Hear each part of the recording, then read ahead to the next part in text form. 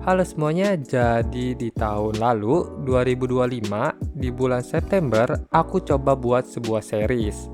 Nama seriesnya itu Journey to Find My Art Style ya. Agak alay emang.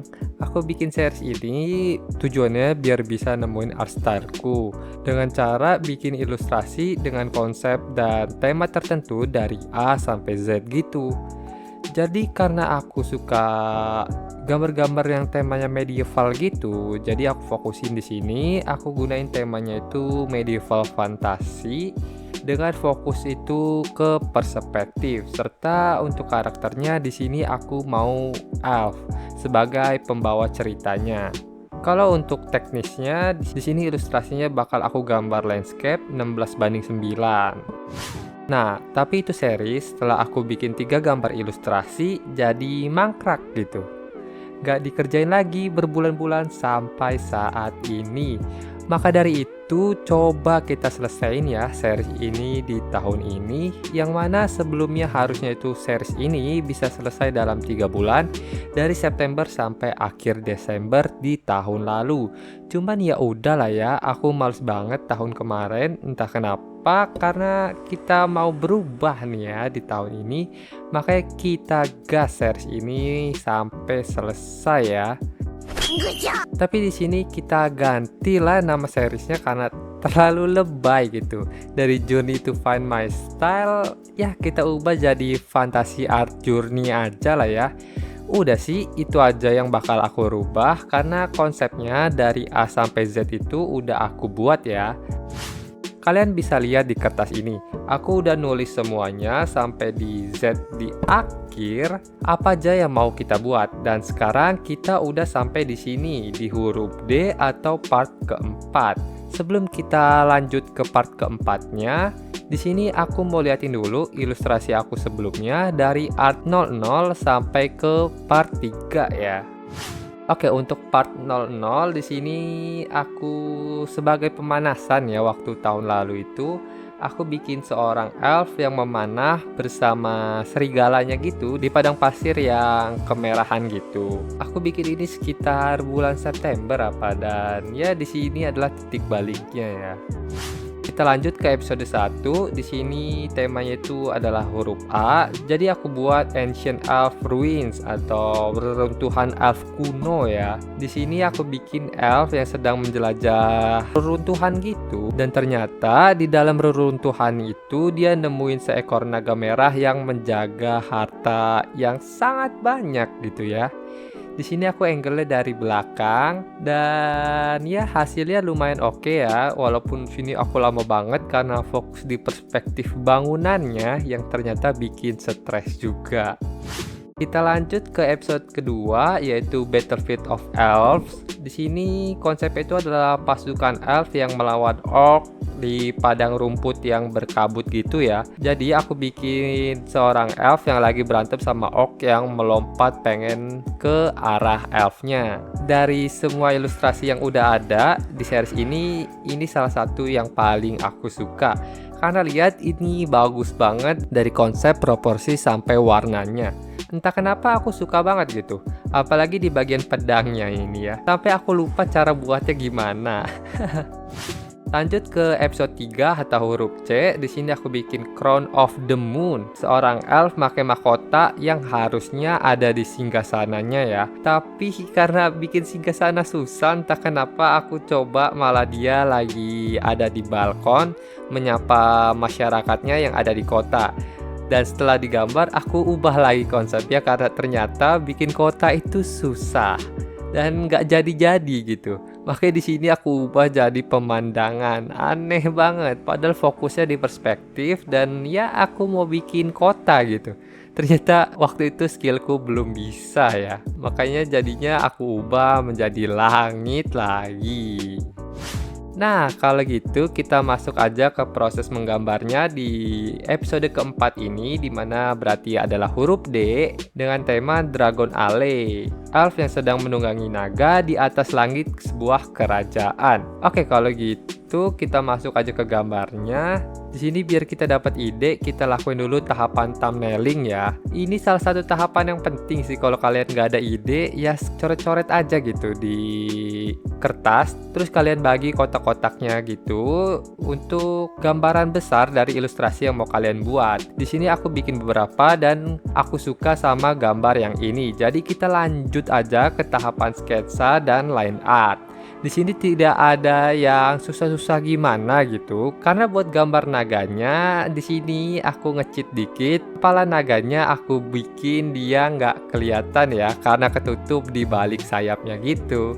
Sebenarnya males aja sih bikin kepala naga yang detail, dan ya karena fokusnya perspektif, makanya aku bikin angle-nya kayak gini dari atas dan terlihat landscape kotanya sebagai background.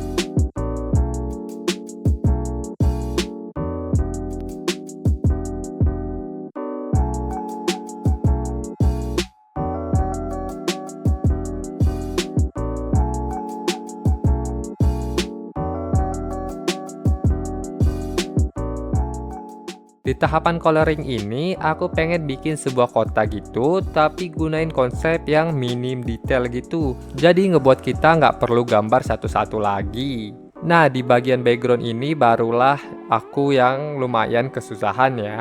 Memakan waktu berjam-jam gitu, karena aku belum nemuin gitu landscape yang cocok. Entah kebanyakan hutannya atau kebanyakan pemukimannya. Sampai aku coret terus berkali-kali dan aku mendapatkan suatu pelajaran gitu. Aku baru ingat untuk bikin landscape itu harus ada topologi datarannya gitu. Dimana dunia kita itu kan nggak flat ya, ada tanjakannya, ada gunung, dan ada turunannya. Makanya karena aku nggak mau ngulang lagi dari awal, jelas capek. Maka dari itu di sini aku tambahin aja gunung dan ketinggian dari pemukiman ke ladangnya. Biar kelihatan ada dataran tinggi dan dataran rendahnya gitu, ada dinamikanya. Jadi ya udahlah ya, kedepannya kalau mau buat landscape suatu kota atau pemandangan harus dipikirin bener-bener desain topologinya ya. Yang mana yang ada dataran tinggi, yang mana ada dataran rendah. Lumayan ya kan, karena gambar ini aku dapat satu ilmu yang bisa dipakai ke depannya. Kalau untuk warna, nggak ada yang gimana-gimana sih. Ya cuman aku nyelipin beberapa reference aja, kayak di karakternya ini dia membawa sebuah pedang ya kan. Nah pedangnya ini aku gambar pedangnya Arthur dari series Fate, dan pakaiannya ini mirip sama Ciri dari series The Witcher. Kasih reference tipis-tipis lah.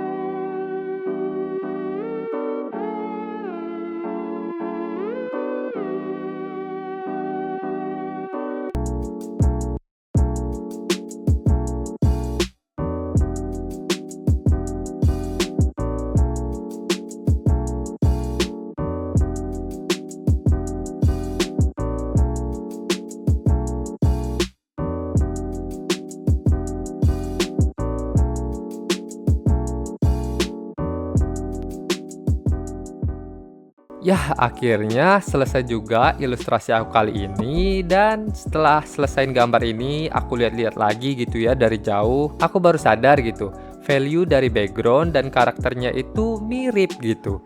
Jadi agak susah terlihat gitu antara karakter sebagai focal point sama backgroundnya. Tapi ya udahlah ya, benerin aja di episode selanjutnya gitu. Harus dipikirin value pembeda antara background dan karakter. Ingat itu, ingat.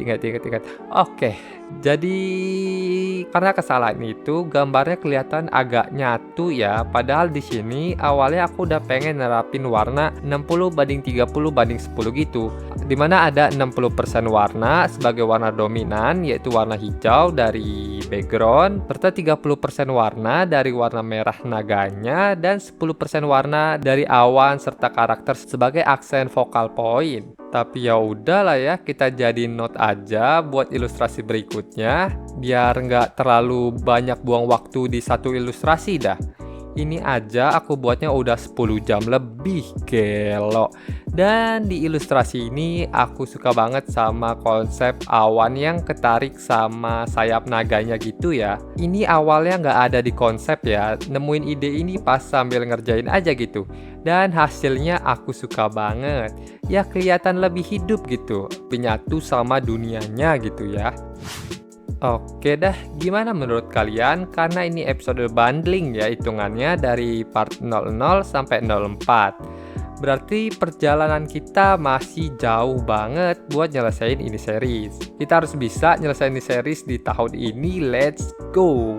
Kalau udah selesai dijadiin satu gitu pasti keren ya kan? Ngelihat ada perkembangan dari gambar part 00 sampai di part akhir nanti. Yaudahlah ya, sampai sini aja kita ngebahas series baru yang ada di channel ini, yaitu Fantasy Art Journey, yang udah kita bahas dari part 00 sampai 04. Terima kasih buat yang sudah menonton sampai menit ini. Sampai ketemu di video selanjutnya. Bye-bye.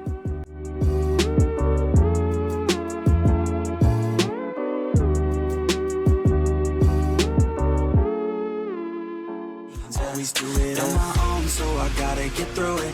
And the only thing I know is to love what I'm doing. Never give up, never slow, till I finally prove it. Never listen to the no's, I just wanna keep moving. Yeah, I put out all this art, it's my only medicine.